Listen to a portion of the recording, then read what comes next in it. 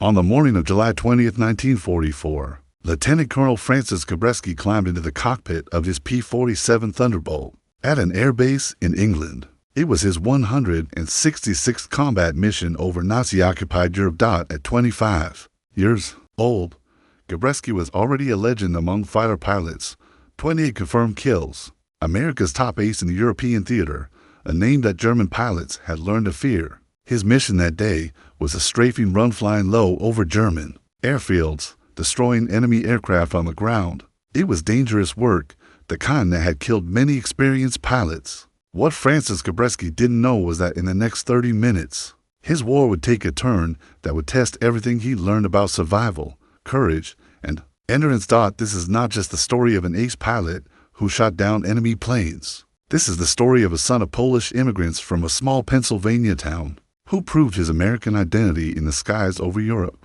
A man who survived being shot down and captured, a prisoner of war who endured 10 months in German camps, and a career officer who, years later, would return to combat in a different war, in different skies, flying jet fighters over Korea. Francis GABRESKI became one of only 7 Americans to achieve ace status into wars. His story represents a generation of immigrant children who answered their country's call, and the warriors who couldn't stay away from the sound of engines and the pull of duty. Francis Stanley GABRESKI was born on January 28, 1919, in Oil City, Pennsylvania, working-class town built on oil refineries and hard labor. His parents, Joseph and Antonina GABRESKI, had come to America from Poland in 1907. Carrying little more than hope and determination, they were part of the great wave of Eastern European immigration that transformed American cities and towns in the early 20th century. Joseph GABRESKI found work in the oil refineries. It was brutal, dangerous labor, 12-hour shifts in the heat and noise, breathing fumes that burned the lungs, burning barely enough to support a growing family. The GABRESKI family lived in Oil City's Polish neighborhood, where the language, customs, and traditions of the old country were preserved.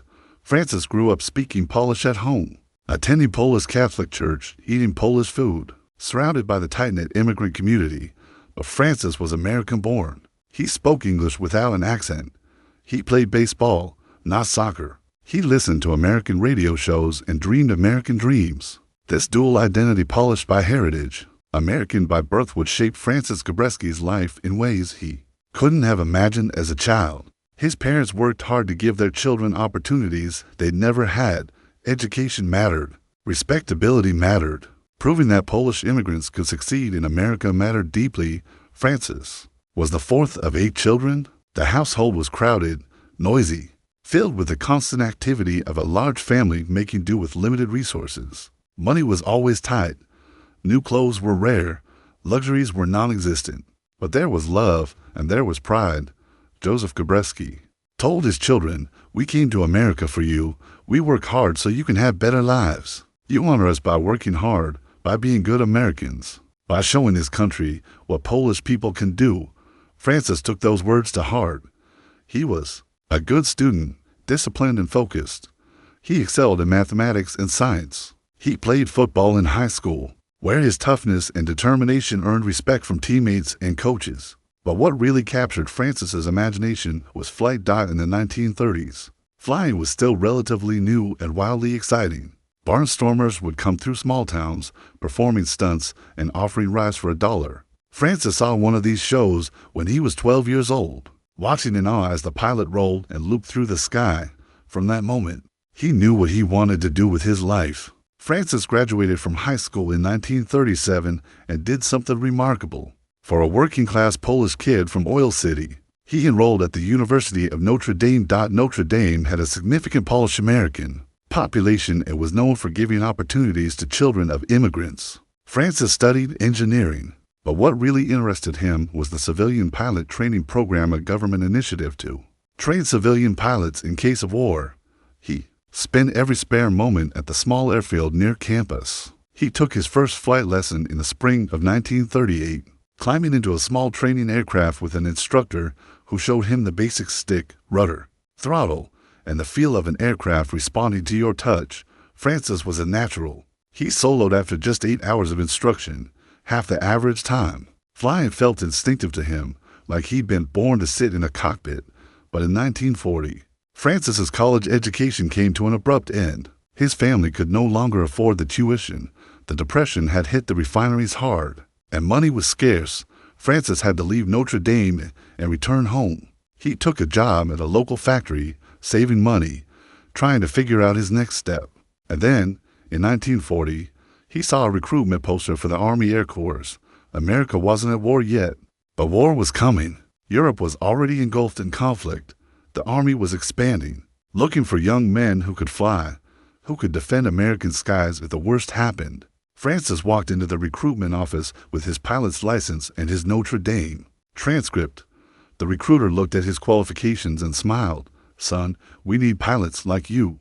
The recruiter said, "How soon can you start?" Francis Stanley GABRESKI enlisted in the Army Air Corps as an aviation cadet in February 1941. He was 22 years old, chasing the dream that had captivated him since he was 12. He had no idea that he was about to become one of the greatest fighter pilots in American history. Francis reported a flight training at Randolph Field in Texas, where the Army turned civilian pilots into military aviators. The training was intense and unforgiving. Cadets flew multiple missions every day: formation flying, aerobatics, navigation, instrument training, and gunnery practice. The washout rate was high. Men who couldn't handle the pressure or who lacked the necessary skills were sent home. Francis excelled. His natural flying ability, combined with discipline and focus, made him stand out. His instructors noted that he had exceptional spatial awareness. He always knew where his aircraft was in relation to everything around him, a crucial skill for fighter pilots. On December 7, 1941, everything changed. Japan attacked Pearl Harbor. America was at war. Francis GABRESKI received his pilot's wings and commissioned as a second lieutenant in March 1942. He expected immediate assignment to a combat unit, eager to prove himself in battle.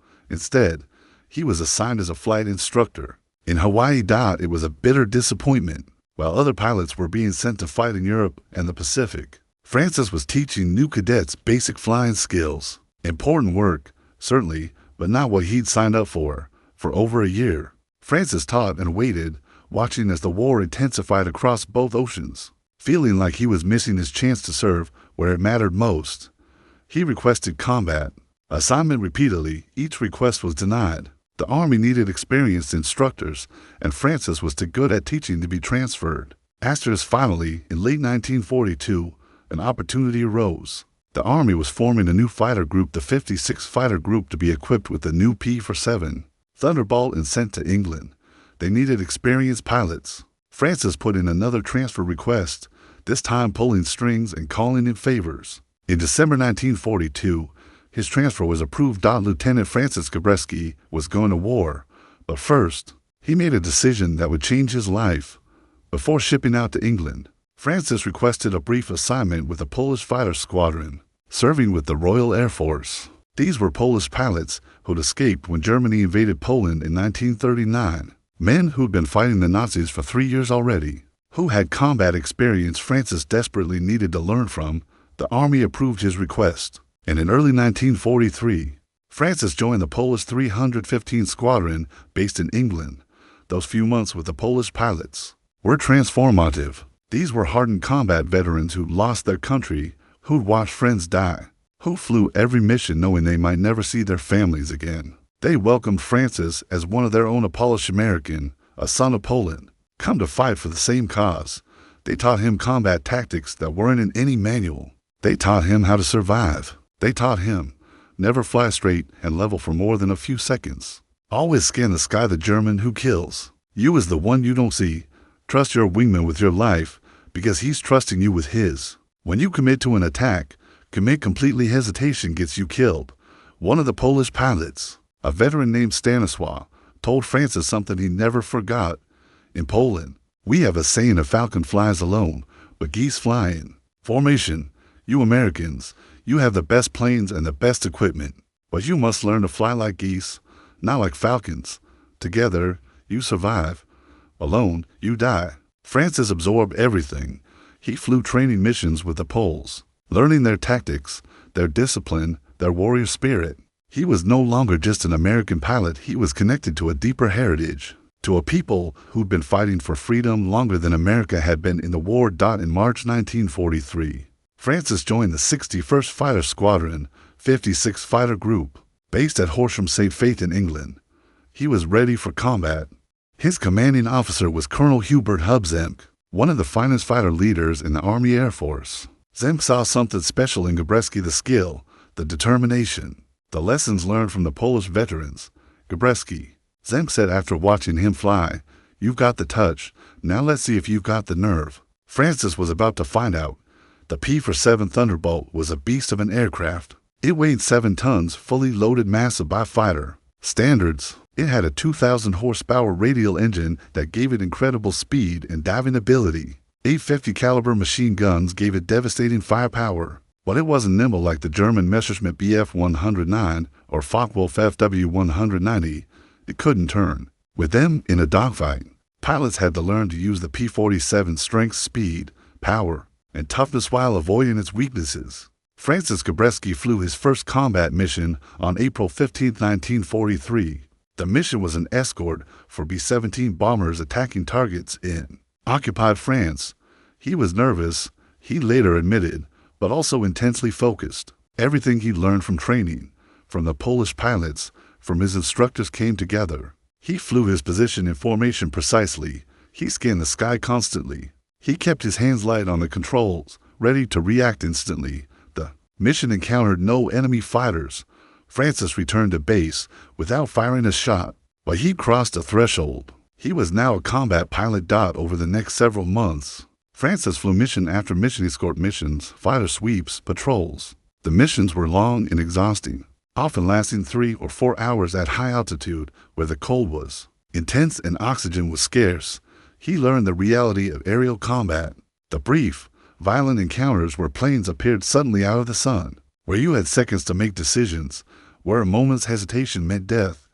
On May 24, 1943, Francis scored his first aerial victory of Focke-Wulf Fw-190 over the English Channel. The German pilot made a mistake, turning into Francis's line of fire.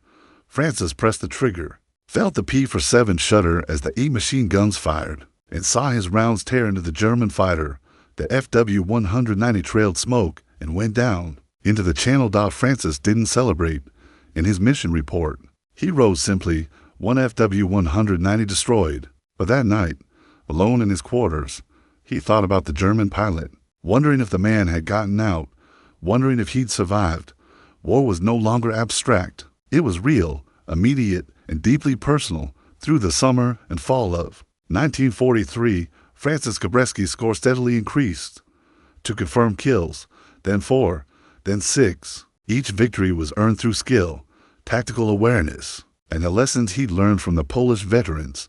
He developed his own fighting style. He was patient, never rushing into attacks, always thinking of moves ahead. He positioned himself carefully, using the sun and clouds for concealment. He fired in short, accurate bursts rather than long sprays of ammunition. His fellow pilots noticed. They started requesting to fly as his wingman, knowing that GABRESKI was someone who brought his people home. Francis also developed a close relationship with his crew chief, a sergeant from Iowa named Thomas Blake. Blake maintained Francis's P-47 with meticulous care, treating the aircraft like it was his own lieutenant. Blake told him, "You bring my plane back in one piece. I'll make sure it's ready for the next mission." That's the deal. Francis kept the deal. Despite flying some of the most dangerous missions in the theater, he never lost an aircraft to mechanical failure. Blake made sure of that. As 1943 turned into 1944, the air war over Europe intensified. The Allies were preparing for the invasion of France, and air superiority was essential. That meant destroying the Luftwaffe in the air and on the ground. Fighter pilots like Francis flew deep into Germany, escorting bombers, hunting for enemy fighters, engaging in massive air battles where dozens of aircraft twisted and dove in deadly combat. On November 26, 1943, Francis shot down 3 German fighters in a single mission of Messerschmitt Bf-109 and the Fw-190s. It was his most successful day yet, bringing his total to 11 confirmed kills.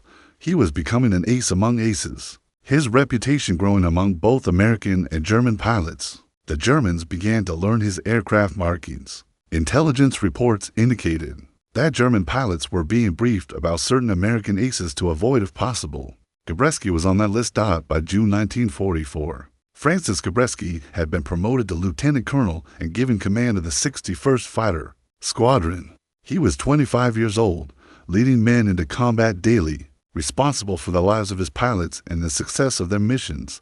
On June 6th, one night for D-Day, Francis flew 3 missions over the Normandy beaches. He and his squadron provided air cover for the invasion force, attacking German positions, protecting Allied troops, ensuring that German aircraft couldn't interfere with the landings. It was one of the most important days of the war, and Francis was proud to be part of it.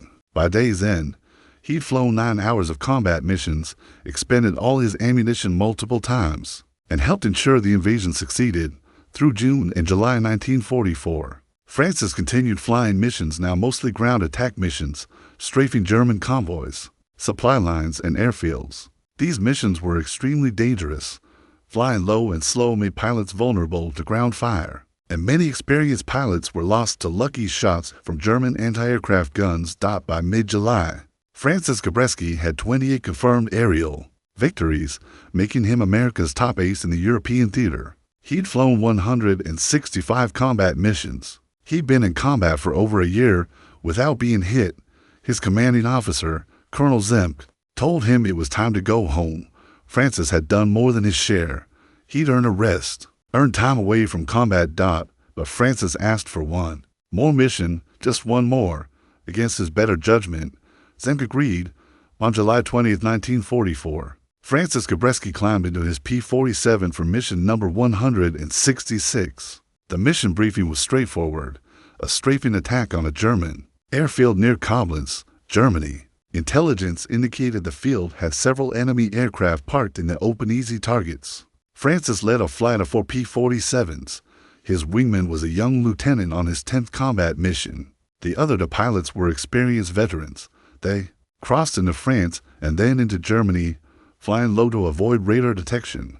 The weather was clear, perfect flying weather, which meant perfect visibility for both sides. At 9:30 in the morning, they spotted the German airfield. Francis could see several aircraft on the ground, fighters being refueled and rearmed, perfect targets. He signaled his flight and began his diving attack.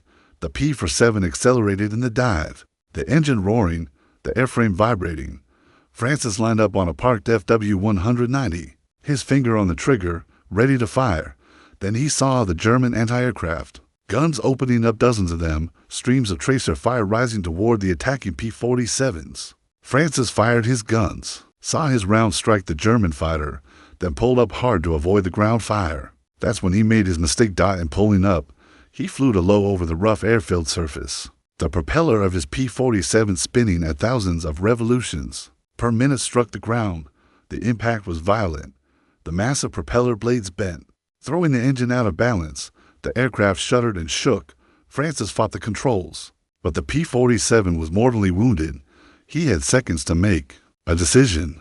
He could try to nurse the damaged aircraft back toward Allied lines, but it was already losing altitude, the engine vibrating itself apart, or he could bail out here, over German-occupied territory, and become a prisoner of war. The decision was made for him. The engine seized completely, the propeller stopped, and the P-47 became a 7-ton glider with nowhere to go but down. Francis looked for a place to crash land. Below him was farmland, fields, and hedgerows. He aimed for the largest field he could see, extended his landing gear, and prepared for impact. The P-47 hit hard, bounced once, and skidded across the field, tearing through crops and dirt. Finally, coming to rest against a hedgerow, Francis sat in the cockpit, stunned but uninjured. His war as a fighter pilot was over. Now his war as a prisoner was about to begin. Francis climbed out of the cockpit and began running toward a line of trees, hoping to evade capture, but German soldiers were already converging on the crash site, and within minutes they'd surrounded him. He raised his hands in surrender. The German soldiers searched him, taking his sidearm, his escape kit, and his identification. They weren't rough, but they weren't gentle either. One of them, an officer who spoke some English, looked at Francis's uniform and insignia. "American pilot," the officer said. "You are now prisoner of war. You will be treated according to Geneva Convention. Do not try to escape." Francis was transported to Stalag Luft 1, a prisoner of war camp for captured Allied airmen near the Baltic Sea in northern Germany. Life as a POW was a test of endurance unlike anything Francis had experienced. The camp was overcrowded, with thousands of Allied prisoners living in cramped barracks behind barbed wire and guard towers. The food was barely adequate: thin soup, black bread, occasional potatoes. Red Cross parcels supplemented their diet, but those arrived irregularly. Francis lost weight rapidly, his body consuming muscle for energy. The boredom was crushing. Days stretched into weeks with nothing to do but wait. Some prisoners organized classes teaching languages or mathematics. Others put on plays or concerts with improvised instruments, anything to maintain sanity. But Francis GABRESKI was not broken by captivity. He maintained his discipline, his routine. He exercised daily push-ups, running in place, anything to keep his body strong. He studied German, learning the language from other prisoners. He kept his mind sharp. He also took on leadership responsibilities. As a lieutenant colonel and respected ace, he was looked up to by other prisoners. He organized activities, settled disputes, and maintained morale. The months passed slowly. Fall turned to winter, the camp was cold, inadequately heated, and the prisoners suffered. Francis developed respiratory problems from the conditions, but pushed through. In December 1944, the prisoners could hear distant artillery, the Soviets advancing from the east. Hope flickered. Maybe liberation was coming. But the winter of 1944-1945 was brutal. Food became even scarcer as German supply lines collapsed. The guards became more nervous, more unpredictable. Rumors circulated that the SS might execute the prisoners rather than let them be liberated. Francis and other senior officers made plans for various contingencies. If the guards tried to march them away from the advancing Soviets, they would slow the march as much as possible. If the guards tried to harm them, they would resist. They had no weapons, but they had numbers and determination. On May 1, 1945, Soviet forces liberated Stalag. Francis GABRESKI had been a prisoner of war for 9 months and 11 days. He survived. He was going home. The Soviet soldiers who liberated the camp were shocked by the condition and the appearance of the prisoners. Francis weighed 130 pounds. He lost nearly 50 pounds during his captivity. But he was alive. He'd endured, and he'd maintained his dignity and his leadership throughout. American forces took custody of the liberated prisoners within days, and Francis began the journey home, first by transport aircraft to France, then by ship across the Atlantic to the United States. On June 2, 1945, Francis GABRESKI stepped onto American soil for the first time in over 2 years. The war in Europe had ended 3 weeks earlier. He was home. His parents were waiting for him at the dock. Joseph GABRESKI, now in his 60s, wept when he saw his son, then worn but alive. Antonina held Francis and wouldn't let go. "We prayed for you every day," she told him in Polish, "every single day." Francis spent the summer of 1945 recovering, regaining weight, processing everything he'd experienced. He was awarded the Distinguished Service Cross for his combat record. He was celebrated as a hero, America's top ace in Europe, with 28 confirmed kills. The Army offered him an honorable discharge. He'd served with distinction. He'd done more than enough. He could return to civilian life, to Pennsylvania, to a normal existence. Francis thought about it, but he couldn't do it. Flying was in his blood. The Air Force that had become an independent service in 1947 was his life. He couldn't imagine not being a pilot, not serving. So Francis GABRESKI stayed in the military. He remained on active duty, flying test aircraft, training new pilots, serving in various assignments. And then, in June 1950, war came again. North Korea invaded South Korea, and America responded. The Air Force needed experienced fighter pilots to fly the new jet fighters in combat. Francis GABRESKI was 31 years old, married now with children, comfortable in a peacetime posting. He could have stayed stateside, could have avoided combat. Instead, he volunteered to go to Korea. In November 1950, Colonel Francis GABRESKI arrived in Korea and took command of the 51st Fighter Interceptor Wing, flying F-86 Sabre jets against North Korean and Chinese MiG-15s. He was going back to war. The Korean War was a different conflict from World War II. The F-86 Sabre was a jet fighter faster, more complex, more demanding than the P-47 he'd flown in Europe. The enemy MiG-15 was an excellent aircraft, often flown by experienced Soviet pilots, but Francis GABRESKI adapted. He learned the new aircraft, mastered jet combat tactics, and led his wing with the same skill and determination he'd shown years earlier. Between November 1950 and May 1951, Francis flew over 100 combat missions in Korea. He engaged MiG-15s in swirling dogfights at altitudes above 40,000 feet, where the air was so thin that the jets handled sluggishly and pilots fought hypoxia. On February 2, 1951, Francis shot down his first MiG-15, bringing his career total to 29 aerial victories across the wars. Over the next 3 months, he added 5 more confirmed kills. MiG-15 shot down in combat over North Korea. On June 2, 1951, Francis GABRESKI achieved something remarkable, his 6th aerial victory in Korea, making him an ace for the 2nd time in his career. He became one of only 7 American pilots in history to achieve ace status. In 2 different wars, 5 kills in World War II and 5 in Korea. Francis completed his combat tour in Korea in 1951 and returned to the United States. This time, he didn't go back to combat. He'd proven everything he needed to prove to himself, to his country, to the doubters who once questioned whether the children of immigrants could be true Americans. Colonel GABRESKI continued serving in the Air Force for another 17 years, holding various command and staff positions. He flew test aircraft, evaluated new fighter designs, trained the next generation of fighter pilots, and shared his hard-won knowledge. He retired from the Air Force in 1967 as a full colonel after 26 years of service, 28 aerial victories in World War II, 6.5 in Korea, over 300 combat missions across the wars, a Distinguished Service Cross, to Silver Stars, to Distinguished Flying Crosses, and numerous other decorations. In retirement, Francis became an advocate for veterans and an ambassador for the Air Force.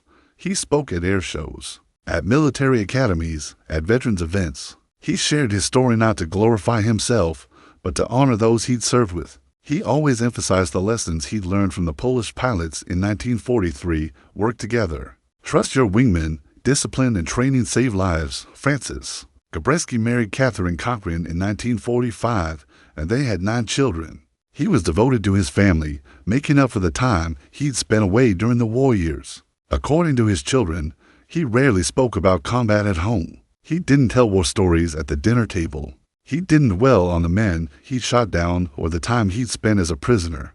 But once a year, on July 20th, the anniversary of being shot down, he would go alone to a quiet place and spend time in reflection. His family knew not to disturb him on that day. Francis maintained close relationships with his fellow fighter pilots from both wars. They would gather annually, these aging warriors, sharing memories, honoring those who didn't make it home, and marveling at the fact that they'd survived. At one of these gatherings in the 1980s, Francis was asked by a young journalist what it felt like to be an ace, to have shot down so many enemy aircraft. Francis thought for a long moment before answering. I was good at my job. I was trained to do it, and I did it well. But every aircraft I shot down had a pilot in it, a man who was somebody's son, maybe somebody's father. I don't celebrate that. I did my duty. I protected my wingmen. I completed my missions. But I don't glory in it. That answer captured something essential about Francis GABRESKI. He was a warrior, certainly one of the finest fighter pilots America ever produced. But he was also a man who understood the weight of what he'd done, who carried that weight with dignity. The United States Air Force honored Francis GABRESKI by naming a base after him, GABRESKI Air National Guard Base in West Hampton Beach, New York. It remains active today, home to the 106th Rescue Wing. Fighter pilots training at that base learn about Colonel GABRESKI's tactics, his leadership, his example. Francis Stanley GABRESKI died on January 31, 2002, at his home in New York. He was 83 years old, just 3 days after his birthday. He was buried at Long Island National Cemetery with full military honors. The funeral was attended by hundreds of people, family, fellow veterans, active duty Air Force personnel, and people who'd been inspired by his story. For F-16 Fighting Falcons from GABRESKI Air National Guard Base performed a missing man formation flyover for aircraft flying in formation, then one breaking away and climbing toward the heavens, leaving an empty space in the formation. That empty space represented a warrior gone, but not forgotten. Several people spoke at the funeral. A fellow World War II ace, now in his 80s, said, "Gabby was the best of us. He was the pilot we all wanted to be, skilled, brave, disciplined, and humble. He led from the front. He brought his people home, and he never forgot where he came from or what he was fighting for." Francis's son told a story about his father that captured his character. In the 1970s, a young Polish immigrant who just arrived in America came to Francis, asking for advice about how to succeed in his new country. Francis told him, "Work hard, learn the language, get an education, serve your community, be proud of your Polish heritage, but embrace your American identity. This country gives you opportunities, you have to earn them." But there, my father came here with nothing. His son became a colonel in the United States Air Force. That's the American promise. Now go make your own version of that story. Today, Francis GABRESKI is remembered as a symbol of immigrant success and American opportunity. His story is taught in schools, included in Air Force training, and celebrated in Polish American communities across the country. He represents a generation of immigrant children who grew up between two worlds, honoring their heritage while embracing their American identity, and who proved their loyalty and their worth through service. The National Museum of the United States Air Force displays one of the P-47 Thunderbolts, painted in Francis GABRESKI's markings, alongside an F-86 Sabre like the one he flew in Korea. Visitors can see these aircraft and read about the man who flew them into wars. But Francis GABRESKI's legacy is about more than aerial victories or combat missions. It's about what his life represented. It's about the promise of America that a child of Polish immigrants from a small Pennsylvania town could rise to become one of the nation's greatest fighter pilots. It's about service, the willingness to answer the call of duty not once, but twice, to leave comfort and family and return to combat because your country needed you. It's about leadership, the example of a man who led from the front, who protected his people, who maintained discipline and dignity even as a prisoner of war. And it's about humility, the refusal to glorify war or celebrate killing, even while acknowledging the necessity of what he'd done.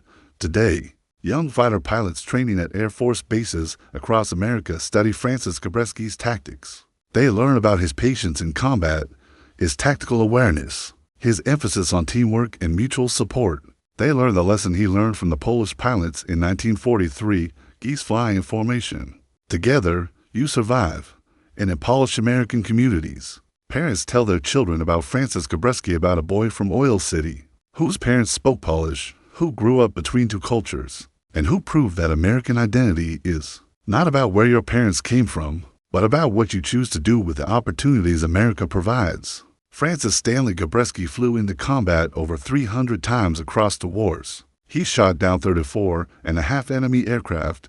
He commanded fighter squadrons and wings. He survived being shot down in 10 months as a prisoner of war. He served his country for 26 years in uniform and many more years after as an advocate and example. But perhaps the most remarkable thing about Francis GABRESKI was that he did all of this while remaining fundamentally decent, humble, and connected to his roots. He never forgot Oil City. He never forgot his parents' sacrifice. He never forgot what it meant to be the son of immigrants in America. Colonel Francis Stanley GABRESKI, fighter ace into wars, leader, warrior, example. A Polish American who proved that American identity is not about surnames or accents, or where your parents were born. It's about courage, service, and the willingness to stand for something larger than yourself. To the children of immigrants who served, who fought, who proved their American identity through sacrifice, we remember you.